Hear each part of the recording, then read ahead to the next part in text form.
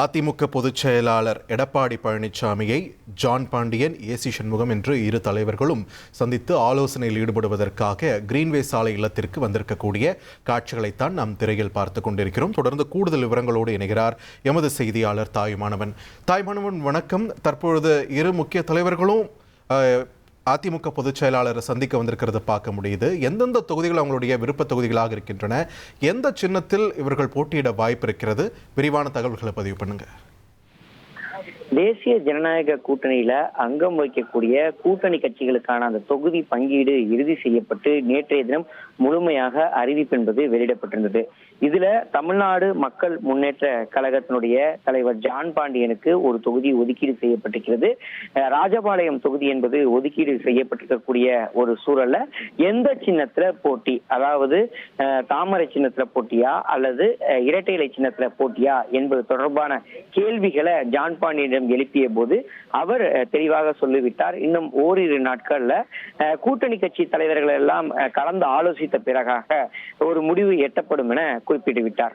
அதே சமயம் நேற்றைய தினம் அந்த கூட்டணி கட்சி தலைவர்களுக்கான எந்தெந்த தொகுதி போட்டி என்பது தொடர்பான அறிவிப்புல கூட்டணியில அங்கம் வைக்கக்கூடிய மற்றொரு கட்சியாக இருக்கக்கூடிய அது புதிய நீதி கட்சி. இந்த கட்சிக்கு எந்த விதமான தொகுதிகளும் ஒதுக்கீடு செய்யப்படவில்லை.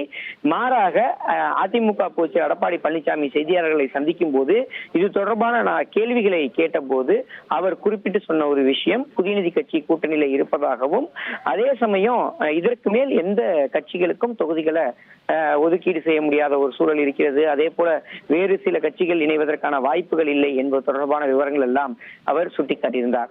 இப்படிப்பட்ட நிலையில தான் புதிய நீதி கட்சி தலைவர் ஏசி சண்முகம் சற்று முன்னர் கிரீன்வே சாலையில் இருக்கக்கூடிய அதிமுக பொதுச் செயலாளர் எடப்பாடி பழனிசாமி இல்லத்திற்கு வருகை தந்திருந்தார். அதிமுக பொதுச் செயலாளர் எடப்பாடி பழனிசாமியோடு ஆலோசனையில ஈடுபட்டிருந்தார்.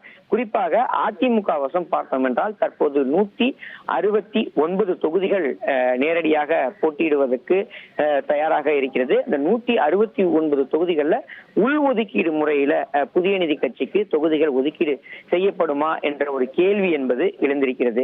இந்த சந்திப்பிற்கு பிறகாக அவர் புறப்பட்டு சென்றிருக்கிறார்.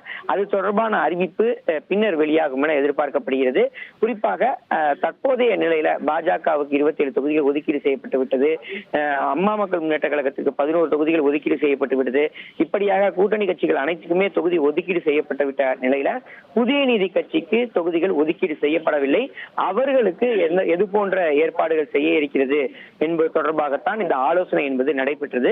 இந்த ஆலோசனைக்கு பிறகாக அதிமுகவுக்கு ஒதுக்கீடு செய்யப்பட்டிருக்கக்கூடிய அந்த 169 தொகுதிகள்ல உள்ஒதுக்கீடு முறையை பின்பற்றி இரட்டை இலை சின்னத்துல புதிய நீதி கட்சிக்கு ஏதேனும் ஒரு தொகுதிகள் ஒதுக்கீடு செய்யப்படுமா என்ற ஒரு கேள்வி என்பது எழுந்திருக்கிறது.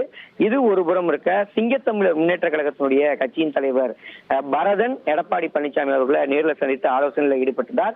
இரட்டை இலை சின்னத்துல போட்டியிடுவதற்கு விருப்பம் தெரிவித்திருக்கிறார். ஸ்ரீரங்கம் அல்லது மன்னச்சநல்லூர் தொகுதியில போட்டியிட விருப்பம் தெரிவித்திருக்கக்கூடிய நிலையில் அவருக்கு ஒரு தொகுதி ஒதுக்கீடு செய்வதற்கு அதிக வாய்ப்பு இருப்பதாக சொல்லப்படுகிறது. ஒருவேளை ஒரு தொகுதி ஒதுக்கீடு செய்யப்படக்கூடிய பட்சத்தில் அவர் உள்ஒதுக்கீடு முறையில 169 இடங்கள் அதிமுகவுக்கு இருக்கக்கூடிய நிலையில் அதுல ஒரு தொகுதியை பெற்று அவர் போட்டியிடுவார் என எதிர்பார்க்கப்படுகிறது. இரட்டை இலை சின்னத்துல போட்டியிடுவார் என எதிர்பார்க்கப்படுகிறது. இவை தவிர்த்து ஐஜேகேவுக்கு 2 தொகுதிகள் ஒதுக்கீடு செய்யப்பட்டிருந்தது. அதேபோல் தமிழக மக்கள் முன்னேற்ற கழகத்திற்கு ஒரு தொகுதி இருக்கிறது. அதேபோல் புரட்சி பாரதத்திற்கு ஒரு தொகுதி இருக்கிறது. இப்படியாக 4 கூட்டணி கட்சிகளுக்கு 4 தொகுதிகள் இருக்கின்றன. இந்த 4 தொகுதிகள்ல இரட்டை இலை சின்னத்துல போட்டியா தாமரை சின்னத்துல போட்டியா என்பது தொடர்பான அறிவிப்புகள் இன்னும் வெளியாகாத நிலையில் இரட்டை இலை சின்னத்துல போட்டியிடக்கூடிய பட்சத்துல மேலும் அந்த இரட்டை இலை சிம்பிள்ல சட்டப்பேரவை தேர்தலை எதிர்கொள்ளக்கூடிய எண்ணிக்கை என்பது அதிகரிக்கும் என எதிர்பார்க்கப்படுகிறது. தாமரை சின்னத்துல போட்டியிடக்கூடிய பட்சத்துல பாஜகவுடைய வேட்பாளர்களாக அவர்கள் காணம் காணுவார்கள்.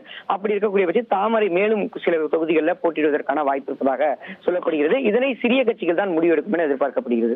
1,27,00,000 மனங்களை வென்ற தந்தி டிவி யூடியூப் சேனல். தவிர்க்க முடியாத தம்ப்நெயில்ஸ், கலக்கலான கான்டென்ட்ஸ். நீங்களும் இந்த குடும்பத்தில் இணைய இப்பவே சப்ஸ்கிரைப் பண்ணுங்க. அசுரபலம் கொண்ட எங்கள் டிஜிட்டல் கரங்களில் உங்கள் விளம்பரங்களை சேர்க்க வாட்ஸ்அப் பண்ணுங்க. 8939888378. Email advtthanditv@dttv.in.